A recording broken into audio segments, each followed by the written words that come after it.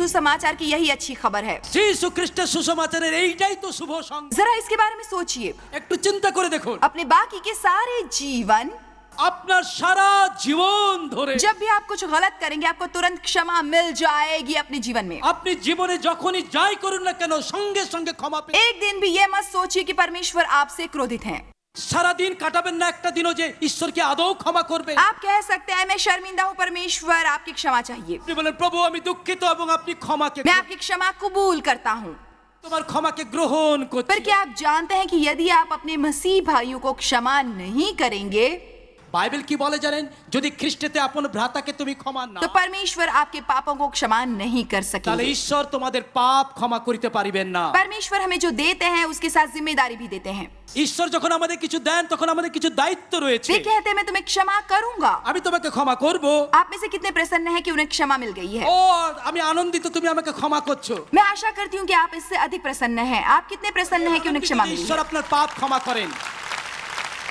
यदि आप प्रसन्न তাহলে हैं চিন্তা করুন, कि आपको क्षमा मिली है যদি আপনি ক্ষমা পেয়েছেন বলে আনন্দিত तब आपको हर दिन उस क्षमा को अपने में प्रवाहित होने देना चाहिए। তাহলে প্রতিদিন সেই ক্ষমা যেন আপনার জীবন থেকে প্রবাহিত হতে থাকে। वो आपकी जिम्मेदारी है, এইটাই আমাদের দায়িত্ব।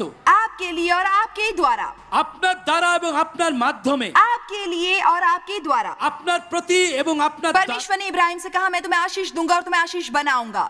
তিনি বলছেন আমি তোমাকে আশীর্বাদ করব এবং আমি তোমাকে আশীর্বাদের আকর तुम्हें आशीष दूंगा আপনার প্রতি और আশীর্বাদ, तुम्हारे द्वारा दूंगा। আপনার দ্বারা আশীর্বাদ। तुम पर दया करूंगा और तुम में से औरों पर दया करने की आशा करूंगा।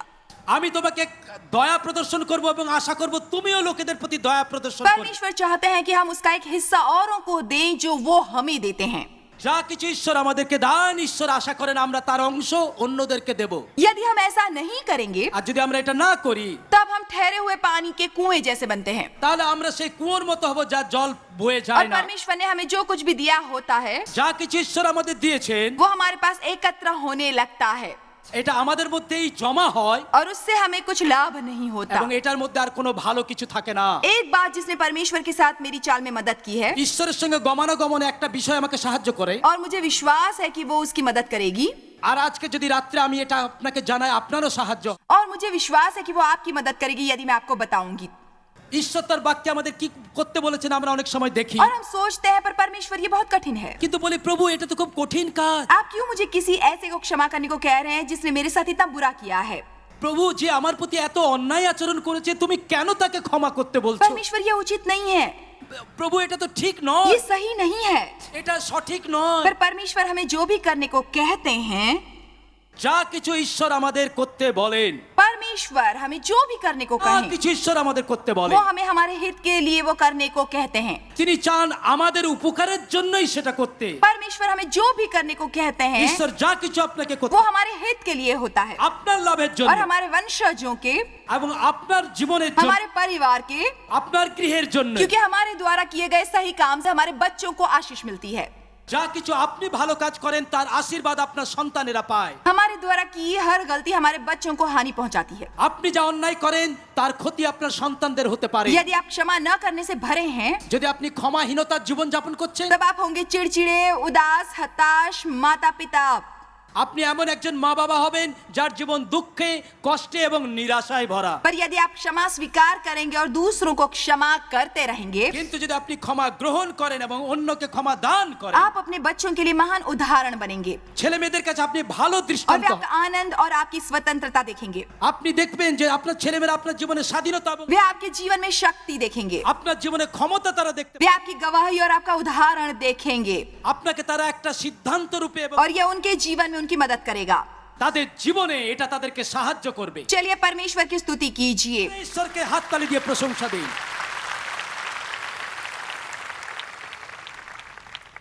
पहला कारण केवल इसलिए क्योंकि परमेश्वर ने कहा है। কারণ যেহেতু ঈশ্বর বলেছেন हमें परमेश्वर की आज्ञा मानना सीखना चाहिए, चाहे हमारी वो करने की इच्छा हो या ना हो। আমাদের ভালো লাগুক আর না লাগুক আমাদের ঈশ্বরের বাক্যের বাধ্য হতে হবে। उन्होंने कहा यदि मुझसे प्रेम करते हो तो आज्ञा मानो। তিনি বলতে তুমি যদি আমাদেরকে ভালোবাসো তোমরা আমার বাধ্য হও। उन्होंने ये नहीं कहा यदि तुम मेरी आज्ञा मानोगे मैं तुम्हें प्रेम करूंगा। তিনি বলেননি তোমরা যদি আমার বাধ্য হও আমি তবে তোমাদেরকে ভালোবাসবো। हम परमेश्वर का प्रेम खरीदने के लिए उनकी आज्ञा नहीं मानते। আমরা এই জন্য বাধ্য হই না যে আমরা ঈশ্বরের उनका प्रेम एक मुफ्त उपहार है। তিনি বিনামূল্যে প্রেম দেন। हम परमेश्वर के प्रेम की प्रतिक्रिया में उनके आज्ञाकारी करते हैं। যেহেতু তিনি ভালোবেসেছেন তাই আমরা সাড়া দিয়ে তার বাধ্য वो হই। सब देखने के बाद जो परमेश्वर ने मेरे लिए किया है, मैं क्यों उनकी आज्ञा न मानना এত चाहूंगी? কিছু করার পরে ঈশ্বর আমাদের জীবনে আমরা কেন অন্যকে ক্ষমা করব? इसलिए वो करने का पहला कारण यह है कि परमेश्वर ने वो करने को कहा हुआ होता है। আর যেহেতু ঈশ্বর বলেছেন তাই প্রথম কারণ এই জন্যই আমরা এটা করব। मैं आपको एक अच्छा वचन बताती हूँ जिसका आपको अनुसरण करना है। আপনার জীবনের একটা ভালো শাস্ত্রাংশ আমি দিই। यूहन्ना 2:5, যোহন তার 2:5 পদ। जो कुछ वो तुमसे कहे वही करना। তিনি তোমাদিগকে যাহা করিতে বলেন তোমরা করো। जो कुछ वो तुमसे कहे वही करना। তিনি তোমাদিগকে যাহা করিতে বলেন, ये कठिन नहीं है। এটা কঠিন কাজ নয়। परमेश्वर आपके दिल में जो भी कहे, আপনার হৃদয়ে ঈশ্বর যা কিছু বলেন, आप परमेश्वर के वचन में जो भी पढ़े আপনি ঈশ্বরের বাক্যে যা কিছু দেখেন वो करें। করুন, कहिए वो करें, করুন। कहिए मैं वो करने वाला हूँ। আপনি বলুন আমি করব, বলুন। यदि आप क्षमा नहीं करेंगे तो आपका विश्वास काम नहीं करेगा। আর দ্বিতীয় কারণ কেন আপনি ক্ষমা করবেন, ক্ষমা করলে আপনার বিশ্বাস বৃদ্ধি পাবে। क्षमाशीलता प्रेम चाल का एक फल है। আর এটা হচ্ছে একটা প্রেমের ফল। यदि आप उनसे प्रेम करते हैं, आप उनसे क्रोधित नहीं रहेंगे। আপনি যদি লোকেদেরকে ভালোবাসেন আপনি তাদের প্রতি ক্রুদ্ধ হতে পারেন না। मैं नहीं जानती कि आपको यह अनुभूति हुई है या नहीं कि परमेश्वर के वचन में विश्वास और प्रेम रहता है। আমি জানি না এটা আপনি বুঝেছেন কিনা, প্রেম এবং বিশ্বাস একসঙ্গে সংযুক্ত। पौलुस ने गिरजों को ये लिखा, मैंने तुम्हारा विश्वास और तुम्हारा प्रेम देखा আর है। সাধু পল যখন চিঠি লিখছেন তিনি বলতেন তোমাদের বিশ্বাস এবং প্রেম। और मैं प्रोत्साहित करना चाहूंगा कि निरंतर विश्वास और प्रेम में बढ़ते रहो। আমি চাই আপনারা প্রেমে এবং বিশ্বাসে ক্রমান্বয়ে বৃদ্ধি পান। प्रेम शक्ति है। প্রেমের মধ্যে শক্তি আছে। जब हम लोगों से प्रेम करते हैं, हम उनसे क्रोधित नहीं रह सकते। আমরা যখন লোককে ভালোবাসি আমরা রেগে থাকতে পারি না তাদের উপরে। प्रेम अपेक्षा करता है कि वो क्षमा करें। প্রেমের দাবি এটা যেন আমরা অন্যকে ক্ষমা করি। हमारे लिए ये समझना महत्वपूर्ण है कि ये संदेश कितना गंभीर है। আমাদের এই বাণীটা যে কত গুরুত্বপূর্ণ এটা আমাদের উপলব্ধি করতে হবে। मैं जब भी किसी देश में जाती हूँ, আমি যে কোনো দেশে যাই, ये ऐसा संदेश है जिसका मैं हमेशा प्रचार करती हूँ जब मैं वहां होती हूँ। আমি যখন সেখানে থাকি কোনো না কোনো সময় এটা আমি প্রচার করি। क्योंकि यदि आप क्षमा करने में महारत नहीं हासिल करेंगे, যদি ক্ষমার উত্তমতা আপনি না শিখতে পারেন आपके जीवन में रुकावट आ जाएगी। তাহলে আপনার জীবনকে এটা থামিয়ে দেবে। वो आपके जीवन के लिए परमेश्वर की योजना को रोक देगा। ঈশ্বরের পরিকল্পনা যে আপনার জীবনে আছে ওটা থেমে যাবে। इसलिए अपने पर एक एहसान करें তাই নিজের প্রতি একটা দয়া প্রদর্শন করুন और क्षमा करें। এবং ক্ষমা করুন। मैं आपको अपने को एक उपहार देने का तरीका बता रही हूँ। আমি চাই যে আপনি আজকে অন্যের প্রতি ক্ষমা প্রদর্শনের ভাব প্রকাশ করুন। मैं अपने को देने वाला सबसे उत्तम उपहार जैसे पहले कभी नहीं दिया है। আমি আমাকে একটা শ্রেষ্ঠ দান দিতে চাই, এটা কি না আমি অন্যকে ক্ষমা করব। मैं हर किसी को क्षमा करूंगा আমি जिससे সবাইকে मैं ক্ষমা क्रोधित করব। हूँ। मैंने अपने लिए फैसला किया है, जीवन के इस मोड़ पर अब मेरी क्रोधित रहने की उम्र नहीं है। হ্যাঁ, এখন হয়তো আমি খুব বৃদ্ধ হয়ে গেছি, এই সিদ্ধান্ত নেওয়ার জন্য আমি অনেক ক্ষমা করতে मैंने চাই। अपने जीवन के बहुत वर्ष क्रोधित रहकर गुजारे আমার জীবনে অনেক বছর আমি নষ্ট और করেছি मैं बाकी का एक दिन भी व्यर्थ नहीं करना चाहती। আর আমি নষ্ট করতে রাজি নয় জীবনের। मैं अभी भी क्रोधित हो सकती हूँ, এখনো আমি রেগে উঠতে पर পারি, मुझे क्रोध से मुक्ति पाने में बहुत समय नहीं लगता। কিন্তু এটাকে ভুলে যেতে আমার বেশি সময় লাগে मैं না। चाहती हूँ कि परमेश्वर मेरे जीवन में काम करे। আমি চাই ঈশ্বর আমার জীবনে কাজ जब করুন। मैं प्रार्थना करती हूँ, मैं चाहती हूँ परमेश्वर उन्हें पूरा करें। আমি যখন প্রার্থনা করি আমি চাই ঈশ্বর আমার প্রার্থনার উত্তর দিন। पर बाइबल के अनुसार जब आप प्रार्थना करें, বাইবেল বলে যখন তুমি প্রার্থনা করি, जब आप प्रार्थना करने के लिए खड़े हों, যখন প্রার্থনার জন্য দাঁড়াবে, यदि आपके मन में किसी के विरुद्ध कुछ है তোমার কারো বিরুদ্ধে কোনো কথা যদি और यदि आपने क्षमा न किया है, আসুন সমস্ত কিছু নিয়ে আসি। यदि आप किसी से भी क्रोधित हैं, কারো বিরুদ্ধে যদি কোনো কথা থাকে उन्हें क्षमा करें, ক্ষমা করে দাও, उसे छोड़ दें, ছেড়ে দাও, भुला दें, ফেলে দাও, मन में न रखें। এটাকে যেতে দাও। तब परमेश्वर आपकी प्रार्थना सुनेंगे। কোন ঈশ্বর তোমার প্রার্থনার উত্তর দেবে? क्षमा न करने पर विश्वास काम नहीं करेगा। যদি ক্ষমা না করেন আপনার বিশ্বাসের কোনো ফল দেখবেন मुझे না। विश्वास है कि परमेश्वर ने मुझे इस संचरण की बहुत शक्तिशाली प्रतिभा दी है। আমি মনে করি ঈশ্বর এক মহাদান আমাকে দিয়েছেন যেন আমি সুন্দর বাক্য প্রচার করি। उन्होंने मुझे वचन को इतने व्यवहारिक तरीके से बताने की योग्यता दी है जिससे लोग आसानी से समझ लेते हैं। আমি ঈশ্বর আমাকে এই দান দিয়েছেন যেন ব্যবহারিকভাবে ঈশ্বরের বাক্যকে আমি প্রচার করি যাতে লোকেরা সহজে বুঝতে পারে। मुझे विश्वास है कि हम ऐसे समय में जी रहे हैं जब धरती के हर प्राणी के आगे सुसमाचार का प्रचार हो सकता है। আমি বিশ্বাস করি আমরা পৃথিবীর সেই অবস্থার মধ্যে বাস করছি যখন প্রতিটি সৃষ্টির কাছে ঈশ্বরের বাক্য প্রচার করার প্রয়োজন। टीवी और रेडियो, টেলিভিশনের দ্বারা, রেডিওর দ্বারা, इंटरनेट, ইন্টারনেটের দ্বারা, फेसबुक, ফেসবুকের দ্বারা, ट्विटर টুইটারের দ্বারা, और सभी प्रकार के इलेक्ट्रॉनिक मीडिया से जो आज हैं, যত রকমের ইলেকট্রনিক মিডিয়া আছে সবকিছু দিয়ে हम साधारण तौर पर इसी वक्त धरती के हर प्राणी के आगे सुसमाचार का प्रचार कर सकते हैं। আর মূলত এই মুহূর্তে পৃথিবী নামক গ্রহে যত লোক যেখানে রয়েছেন সকলের কাছে আমরা সুসমাচার परमेश्वर ने मुझे उसमें शामिल होने का मौका दिया है ঈশ্বর আমাকে যুক্ত করেছেন এই और मैं মহাকার্যে शैतान को अपने जीवन में परमेश्वर की शक्ति चुराने नहीं दूंगी, बिल्कुल भी नहीं। আর আমি চাইবো না শয়তান আমার জীবন থেকে अपने को क्रोधित और कठोर रहने देकर তিক্ত এবং ক্রুদ্ধ রেখে मैं ऐसा नहीं करने वाली हूँ। আমি এটা করতে দেব না শয়তানকে। जिस पल कोई मेरे विरुद्ध आता है मैं उसके लिए प्रार्थना करती हूँ। যে মুহূর্তে এক বিরুদ্ধে যায় আমি তার জন্য প্রার্থনা করি। लोग जब मेरे बारे में अखबारों में झूठ छापते हैं मैं उनके लिए प्रार्थना करती हूँ। যখন লোকেরা আমার বিরুদ্ধে মিথ্যে কথা সংবাদপত্রে লেখে আমি ক্ষমা করে দিই। एक बार कोई भोजन करने गया और उन्होंने किसी को मेरे बारे में बुरी बातें करते सुना। একবার একজন লোক খেতে গেছে আর শুনছে যে কয়েকজন লোক আমার वो लोग मेरा मजाक उड़ा रहे थे। তারা আমাকে নিয়ে মজা করছে। मेरा मजाक उड़ाने वाला व्यक्ति वो था जिसके साथ हम कारोबार किया करते थे पहले। এমন একটা লোক যে মজাটা করছে যার সঙ্গে আমাদের একটা ব্যবসায়িক সম্পর্ক ছিল। और वे असल में हमारे साथ कारोबार करते हुए बहुत पैसे कमाया करता था। আর আমাদের সঙ্গে ব্যবসা করার মধ্যে দিয়ে ওই লোকটা কিন্তু খুব লাভবান হয়েছে। जिस पल उस व्यक्ति ने मुझे बताया कि वो मेरी निंदा कर रहे थे मैं बहुत परेशान हुई। আর যখন লোকে এসে আমাকে বললো ওই লোকটাই তোমার বিরুদ্ধে অনেক খারাপ কথা मैंने कहा बहुत हुआ, मैं आइंदा उनके साथ कारोबार नहीं करूंगी। আমি বললাম ঠিক আছে এবার আমি ওর সঙ্গে কোনো ব্যবসা করব না। यदि वे मेरे बारे में ऐसा महसूस करते हैं तब मैं ऐसा नहीं करूंगी। আর যদি তারা আমার বিরুদ্ধে এরকম কথা ভাবে তাহলে मैं पूरी रात परेशान रही। আমি সমস্ত রাত ব্যথিত ছিলাম। उस रात बिस्तर पर लेटकर मैं सोच रही थी मैं उन्हें ये नहीं कहूंगी, আমি সারা রাত ভাবলাম मैं उन्हें वो कहूंगी আমি তাদেরকে এই কথা বলবো। और मैं उन्हें बता दूंगी कि मुझे पता है कि वो मेरी निंदा कर रहे थे। আর আমি চাইবো যেন তারা জানে যে তারা কি বলেছে আমি শুনে। अचानक प्रभु ने मेरे आत्मा में कहा तुम ऐसा कुछ भी नहीं करोगी, আর ঈশ্বর আমার আত্মা বলে এই কোনো কাজ তুমি করবে না, तुम बल्कि ऐसा करोगी এই কাজ তুমি করবে। कि तुम उनके लिए प्रार्थना करो और उन्हें एक उपहार भेजो। তুমি তাদের জন্য প্রার্থনা করবে এবং তাকে একটা উপহার পাঠাবে। उनके लिए प्रार्थना करूं और उन्हें उपहार भेजूं। প্রার্থনা করব তাদেরকে উপহার দিব। जिस पल मैंने ये जाना कि परमेश्वर चाहते हैं मैं ये करूं और मैं जानती थी कि मैं वो करूंगी, আমি জানি যে এটা ঈশ্বর বলেছেন, যে মুহূর্তে আমি বুঝেছি এটা আমাকে করতেই হবে। अपने बिस्तर पर लेटे हुए मेरे चेहरे पर मुस्कुराहट आ गई আমার বিছানায় শুয়ে শুয়ে আমার মুখে হাসি বেরিয়ে और मैं जान गई कि मैं विजयी हुई हूँ। আমি জানি যে তখন আমি বিজয়ী হলাম। क्योंकि परमेश्वर चाहते थे मैं उनके लिए उन लोगों से निपटने के लिए द्वार खोलूं। কেননা ঈশ্বর চাইলেন আমি যেন ঈশ্বরের দ্বার খুলে দিই তাদের জীবনে কাজ করি। जब हम सचमुच क्षमा करते हैं যখন আপনি সত্যি ক্ষমা করেন और समझते हैं আর আপনি বোঝেন कि आपको ठेस पहुंचाने वाला व्यक्ति शायद ये भी नहीं जानता कि वो क्या कर रहा है। যে আপনাকে আঘাত করেছে সে হয়তো আদৌ জানেই না সে কি অন্যায় করেছে। मेरे विचार से कई बार हम उसके बारे में बहुत फिक्र करते हैं जो लोग हमारे साथ करते हैं, অনেক সময় আমরা খুব চিন্তিত হয়ে যাই লোকেরা আমাদের প্রতি কি और করছে। इसके बारे में कम जो वे अपने साथ करते हैं। কিন্তু তারা যে নিজের কি ক্ষতি করছে সেটা বুঝি না। मेरे पिता ने मेरे साथ बुरी हरकतें की ও এই বিষয়গুলো আমার বাবা আমাকে বলেননি, पर उन्होंने अपने साथ और भी बुरा किया। কিন্তু সে তো বেশি ক্ষতি নিজের করেছে। उन्होंने अपना जीवन बर्बाद সে किया, তার জীবনকে ধ্বংস করেছিল। मेरी माँ का जीवन बर्बाद किया, সে আমার মায়ের জীবন নষ্ট मेरे করেছিল। भाई का जीवन तबाह किया। সে আমার ভাইয়ের জীবন নষ্ট उन्हें করেছিল। कभी शांति नहीं मिली थी, कभी नहीं। তার কোনোদিন শান্তি ছিল না, কোনো আনন্দ ছিল না। अपने जीवन के अंतिम वर्षों में জীবনের শেষ প্রান্তে এসে के अलावा मैं जीवन में कभी आनंदित नहीं थे। এমন একটা ঘটনা ঘটলো আজকে আমি বলতে চাই। मेरे माता पिता बूढ़े थे और वे हमसे 200-300 मील की दूरी पर रहते थे আমার মা বাবা বৃদ্ধ বৃদ্ধা তারা কয়েক মাইল দূরে আমাদের কাছ থেকে থাকতেন। और उन्हें स्वास्थ्य की समस्याएं थी তাদের স্বাস্থ্যের সমস্যা ছিল। और मैंने उन्हें औपचारिक तौर पर वैसे क्षमा कर दिया था जैसे एक अच्छे मसीह करते हैं, আমি আক্ষরিক ভাবে ঠিক তাদেরকে ক্ষমা করেছিলাম। पर मैं वर्ष में केवल 2-3 बार कुछ घंटों के लिए उनसे मिलने जाया करती थी আর বছরে মাত্র 2-3 ঘন্টার জন্য কোনো কোনো সময় আমি তাদের কাছে যেতাম। और मैं कभी कभार फोन करके उनसे थोड़ी सी बातचीत किया करती थी।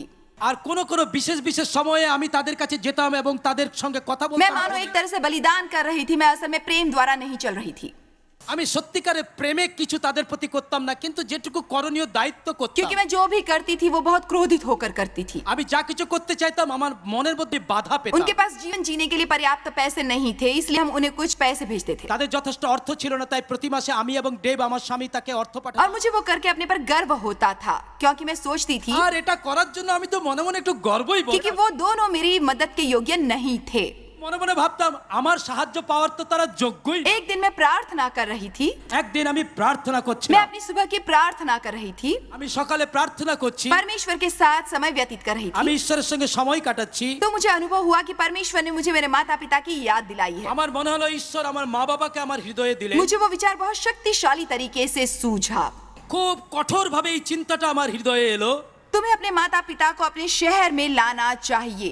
যে শহরে তুমি বাস করছো তোমার মা বাবাকে সেখানে আনো, उन्हें अपने करीब एक घर ला कर दो তোমার কাছে একটা বাড়ি কিনে দাও। और जब तक वे जीवित हैं उनकी देखभाल करो। যতদিন না তারা মৃত্যুবরণ করছেন তাদের যত্ন নাও। मैंने सोचा ये शैतान है। আমি মনে মনে বললাম ওটা শয়তানের স্বর। परमेश्वर मुझे ऐसा करने को कह नहीं सकते, ये शैतान है। ঈশ্বর কখনো এই কথা আমাকে বলতে পারেন না, এটা শয়তানের কাজ। मैं ऐसा नहीं करूंगी। আমি এই কাজ করতে পারবো না। उसके बाद मैं अपने काम में लग गई। আমি নিজের কাজে চলে গেলাম। पर ध्यान दीजिए, कई बार परमेश्वर जब आपसे सचमुच कुछ कहना चाहते हैं वे आपसे वो कहते हैं। যখন ঈশ্বর কোনো কথা সত্যি আপনাকে বলতে চান তিনি বারে বারে একই কথা অনেকবার বলেন। क्या परमेश्वर कभी आपको परेशान करते हैं जब तक आप आखिरकार वो नहीं सुन लेते जो वो कहना चाहते हैं? ঈশ্বর এতক্ষণ বলতে থাকেন যতক্ষণ না আপনি তার কথা শুনছেন। सच बताइए, उन्होंने मेरे साथ तो यही किया था। আর তিনি আমার প্রতি তাই করলেন। मैंने सोचा मैं डेव से उनकी राय जानूंगी, वे मुझसे ऐसा करने को तो नहीं कहेंगे।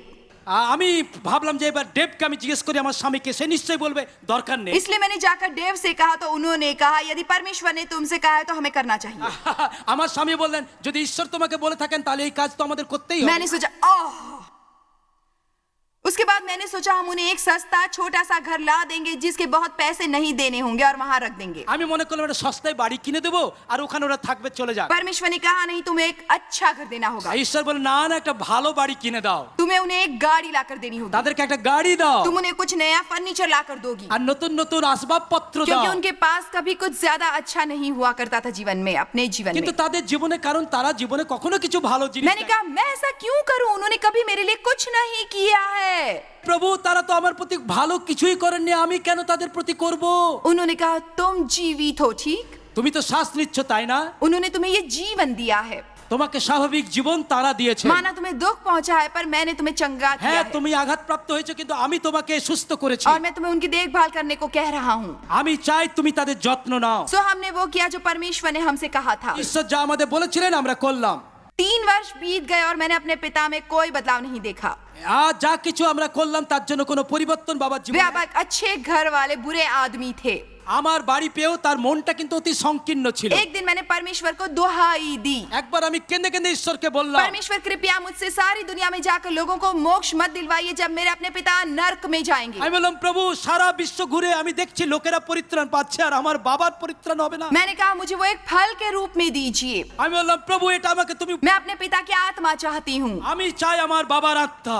लगभग 3 वर्ष बीत जाने पर আর 3 বছর হয়ে গেল। एक सुबह मेरी माँ ने कहा तुम्हारे पिता लगभग 3 सप्ताह से लगातार रोए जा रहे हैं। আমার মা বলল তোমার বাবা বিগত 3 সপ্তাহ কাঁদছেন, তুমি এসো তোমার বাবার সঙ্গে কথা বলো। वे चाहते हैं कि तुम यहाँ आकर उनसे बात करो। तब मेरी उम्र लगभग 60 की थी। তখন প্রায় আমার বয়স 60 বছরের কাছাকাছি। मेरे पिता लगभग 83 के थे আমার বাবার বয়স 83 বছর। और उन्होंने मुझसे कभी भी क्षमा नहीं मांगी थी। জীবনে কখনো একবারও এতদিনে তিনি আমাকে দুঃখ প্রকাশ। जब मैं वहाँ पहुंची उन्होंने मुझे देखा और रोना आरंभ किया। যখন আমি তার বাড়িতে গেলাম তিনি আমাকে দেখে কাঁদতে লাগলেন। उन्होंने कहा मैं तुम्हें बताना चाहता हूँ कि मुझे उस बात का बहुत पश्चाताप है। তিনি আমাকে বললেন তোমাকে দেখে আমি বলতে চাইছি যে আমি তোমার প্রতি যে ব্যবহার করেছি, मुझे बहुत खेद है कि मैंने तुम्हें ठेस पहुंचाई। আমি তোমাকে আঘাত করেছি, আমি দুঃখিত। मुझे अफसोस है कि मैंने तुम्हारे परिवार को दुख আমি पहुंचाया। তোমার পরিবারকে দুঃখ দিয়েছি, আমি দুঃখিত। क्या तुम मुझे क्षमा करोगी? তুমি কি কখনোই আমাকে ক্ষমা করতে পারবে? उसके बाद उन्होंने मेरे पति की ओर देखकर कहा देव, আর তিনি আমার স্বামীর দিকে তাকে বললেন ডেভ আমি দুঃখিত। अगर कोई दूसरा पुरुष मेरे बारे में ये सब जानता होता तो वो मुझे मार डालता। আর আপনি জানেন বেশিরভাগ লোক তিনি যেভাবে জানতেন আমাকে হত্যা করতেন। पर तुमने मुझे सिवाय प्रेम के कुछ नहीं दिया है। আর তুমি আর কিছু করনি কিন্তু সর্বদা আমাকে ভালোবেসেছো। कुछ लोगों को हमें बिना शर्तों का प्रेम दिखाना होता है।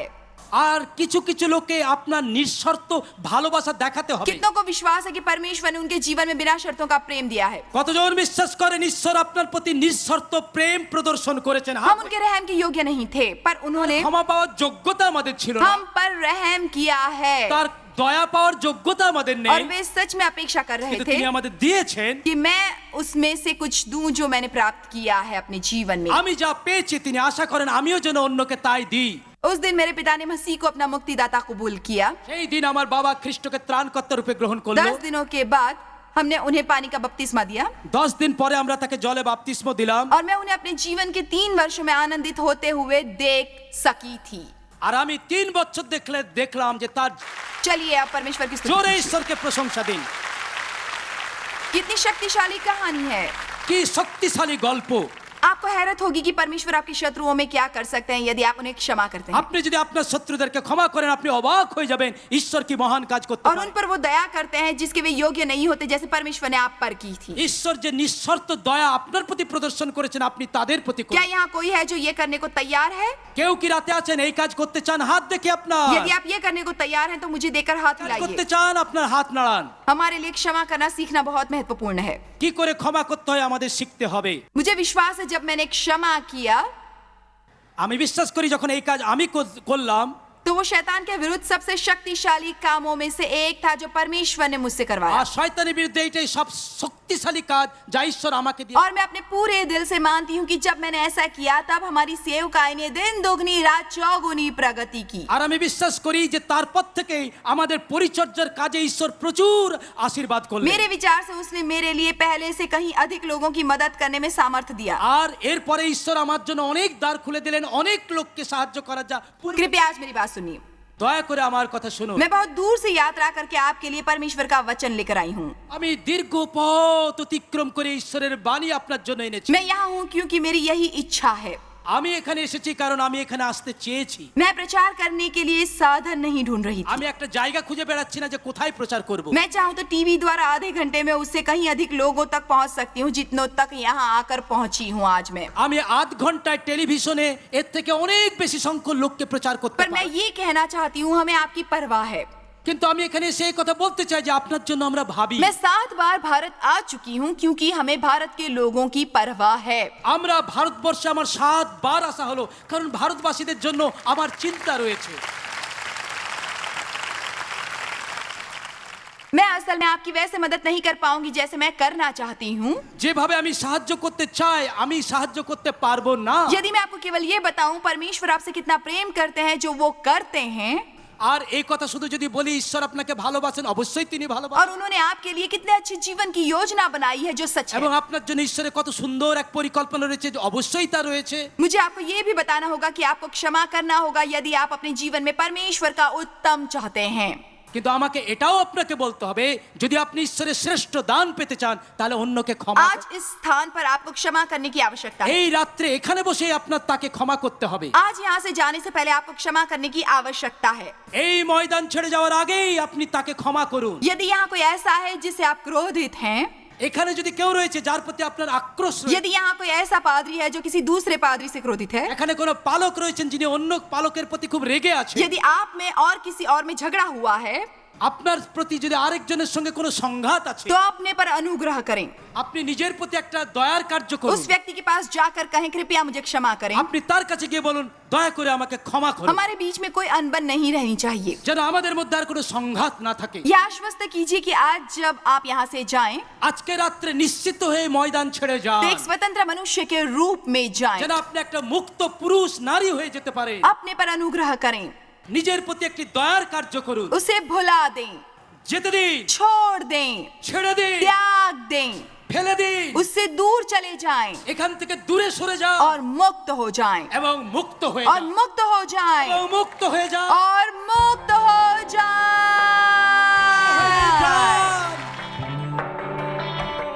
मैं आशा करती हूँ कि आप उसे गहराई से जानेंगे जो मैंने आज आपसे कहा है और अपने पर अनुग्रह करेंगे, किसी ऐसे को क्षमा करके जिससे आप क्रोधित हैं। याद रखिए जब आप दूसरों को क्षमा करते हैं आप दूसरों के मुकाबले अपने लिए अधिक करते हैं। मेरे विचार से ये एक बहुत बहुत बहुत महत्वपूर्ण विषय है, एक ऐसा विषय जिस पर हमें बार बार शिक्षा सुनने की आवश्यकता हो। जॉय स्मायर मिनिस्ट्रीज में आप हमारे लिए कितने अहम हैं, इसका आपको अंदाजा नहीं। हम आपके आभारी हैं और हम धन्यवाद करते हैं अपने सब मित्रों और सहयोगियों का कि उन्होंने इस विश्वव्यापी सेवकाई को संभव बनाया। मिलकर हम भूखों को खिला रहे हैं, गरीबों को पहना रहे हैं और कई देशों में सुसमाचार पहुंचा रहे हैं। कृपया हमसे संपर्क करें या विजिट करें jmmindia.org पर। आज ही अपनी प्रार्थना के अनुरोध बताने के लिए, हमारे साधनों के बारे में और जानकारी और जॉयस की सभाओं का शेड्यूल जानने के लिए और हमारे सहयोगी बन जाएं दुनिया भर में मसीह का प्रेम बांटने के लिए।